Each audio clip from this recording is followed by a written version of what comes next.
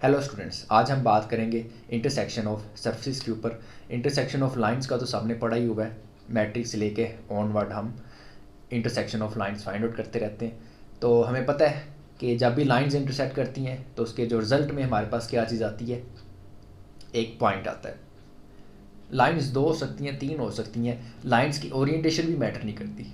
Lines x Y plane में exist कर सकती हैं, लाइन स्पेस में एग्जिस्ट कर सकती हैं, ठीक है, 3 डायमेंशंस के अंदर एग्जिस्ट कर सकती हैं, लेकिन इनकी ओरिएंटेशन मैटर नहीं करती। जब भी दो लाइंस इंटरसेक्ट करेंगी तो हमारे पास हमेशा एक पॉइंट आएगा। बिल्कुल इसी तरह से जब भी दो कर्व्स इंटरसेक्ट करते हैं तभी हमारे पास पॉइंट्स आते हैं, ठीक है। मिसाल के तौर पे एक आपका सर्कल हो और एक आपका स्ट्रेट लाइन हो, तो जो स्ट्रेट लाइन होगी वो किसी भी सर्कल को मैक्सिमम 2 पॉइंट्स के ऊपर इंटरसेक्ट कर सकती है, लेकिन आ क्या रहा है हमारे पास, तो हमारे पास पॉइंट्स ही रहे हैं। इसी तरह से जब सरफेसेस आपस में इंटरसेक्ट करती हैं तो हमारे पास आते हैं कर्व्स। तो इसको अगर हम ज़रा जनरल एक्सप्लेन करना चाहें तो इसके लिए थोड़ा सा हमें बैकवर्ड आना पड़ेगा।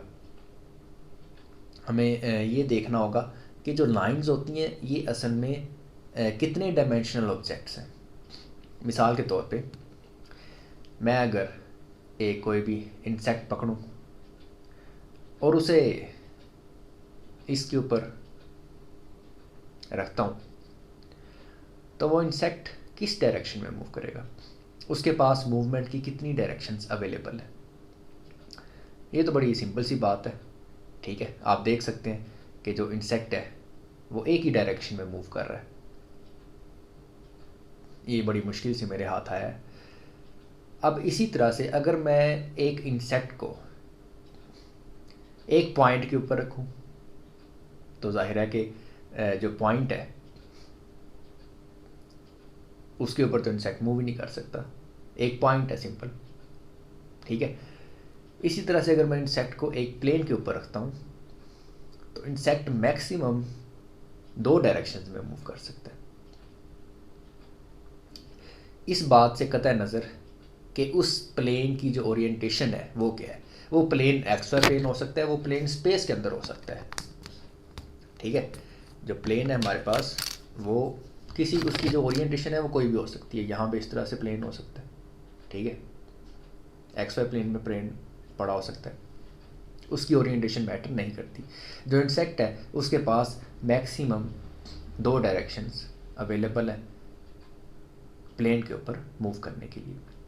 यहाँ से हमारे पास ये रिजल्ट आता है कि जो पॉइंट होता है वो 0 डायमेंशन होता है, जो लाइन होती है वो 1 डायमेंशन होती है, जो सरफेस होती है वो 2 डायमेंशन होती है।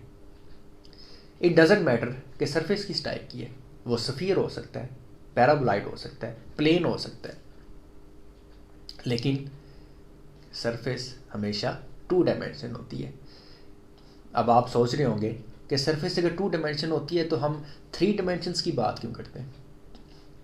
वो इसलिए करते हैं क्योंकि जब हम सरफेस को देख रहे होते हैं ना तो हम सरफेस को 3 डायमेंशंस के अंदर देख रहे होते हैं। हम ये नहीं देख रहे होते कि सरफेस बजाते खुद क्या है। अब ये लाइन है मेरे पास, ये लाइन पड़ी कहाँ पे हुई है, ये 3 डायमेंशंस में पड़ी है। मैं अब इस लाइन की इक्वेशन बनाना चाहूँगा तो मैं इन तीनों डायमेंशंस को काउंट करूँगा, तीनों डायमेंशंस को शामिल करूँगा, लेकिन ये लाइन बजाते खुद क्या है, क्या ये लाइन बजाते खुद एक 3 डायमेंशनल ऑब्जेक्ट है या 1 डायमेंशनल ऑब्जेक्ट है। तो लाइन बजाते खुद क्या है, एक 1 डायमेंशनल ऑब्जेक्ट है। इस लाइन को रोटेट करके मैं यहाँ पे लेके आ सकता हूँ, फिर तो ये एक वाई एक्सिस बन जाएगा, ठीक है। इसको मैं रोटेट करके यहाँ पे लेके आ सकता हूँ, फिर ये एक्स एक्सिस बन जाएगा। तो लाइंस क्या होती हैं, 1 डायमेंशनल ऑब्जेक्ट होता है। सरफेसेस क्या होती हैं, 2 डायमेंशनल ऑब्जेक्ट्स होते हैं। 3 डायमेंशनल सरफेसेस भी हो सकती हैं, लेकिन उस तरफ अभी हम नहीं जाते। तो रूल हमारे पास ये आता है कि जब भी 1 डायमेंशनल ऑब्जेक्ट्स इंटरसेक्ट करेंगे तो हमारे पास जो रिज़ल्ट आएगा वो पॉइंट्स आएगा, यानी एक 0 डायमेंशनल ऑब्जेक्ट। इसी तरह से जब कोई 2 डायमेंशनल ऑब्जेक्ट्स यानी 2 सरफेसेस आप इसमें इंटरसेक्ट करेंगी तो हमारे पास उसके रिजल्ट में एक 1 डायमेंशनल ऑब्जेक्ट आएगा, यानी एक कर्व आएगा। वैसे तो सरफेस इंटरसेक्ट करें तो 0 डायमेंशनल ऑब्जेक्ट भी आ सकता है। मिसाल के तौर पे ये पूरा YZ प्लेन है, ये नीचे XY प्लेन है, ये XZ प्लेन है। ये तीनों प्लेन्स आप इसमें इंटरसेक्ट कर रहे हैं तो हमारे पास इन तीनों का पॉइंट ऑफ इंटरसेक्शन क्या, इन तीनों प्लेन्स का जो पॉइंट ऑफ इंटरसेक्शन है वो ओरिजिन है, जो कि एक पॉइंट है। इसको फर्दर देखते हैं। लेट्स सपोज ये आपके पास 2 सरफेसेस हैं, ठीक है, ये स्पेस में मौजूद है, इनकी ओरिएंटेशन कुछ भी हो सकती है। ये आप इसमें इंटरसेक्ट कर रहे हैं।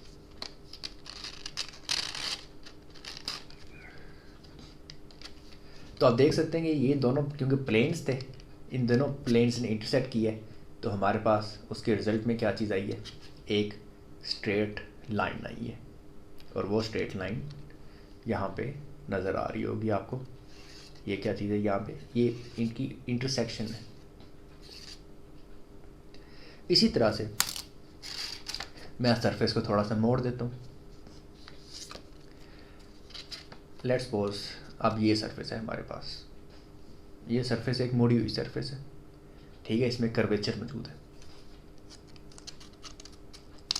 अब इसको, इस सरफेस को ये वाली सरफेस यानी प्लेन इंटरसेक्ट कर रहा है इस सरफेस को, तो हमारे पास उसका जो कर्व आएगा वो देखते हैं किस टाइप का आएगा।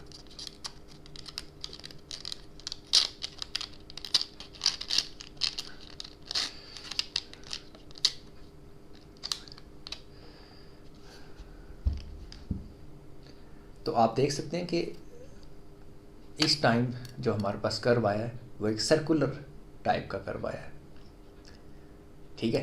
तो इन दोनों सरफेसेस का जो इंटरसेक्शन है वो क्या है, एक सर्कुलर कर्व है। तो आई होप आपको ये चीज़ क्लियर होगी। इसका जो कॉन्सेप्ट है, इसके पीछे जो थीम है वो आपको क्लियर हो गया होगा। तो अगली वीडियो में हम देखेंगे कि जो सरफेसेस हैं उनका मैथमेटिकली हम कैसे फाइंड कर सकते हैं। 2 आपके पास सरफेसेस दी हुई हैं, आपने उन दोनों सरफेसेस से उनका जो इंटरसेक्शन है वो फाइंड आउट करना है। यानी आपने उन दोनों सरफेसेस को सॉल्व करना है और उसको सॉल्व करके आपने इस कर्व की इक्वेशन फाइंड करनी है।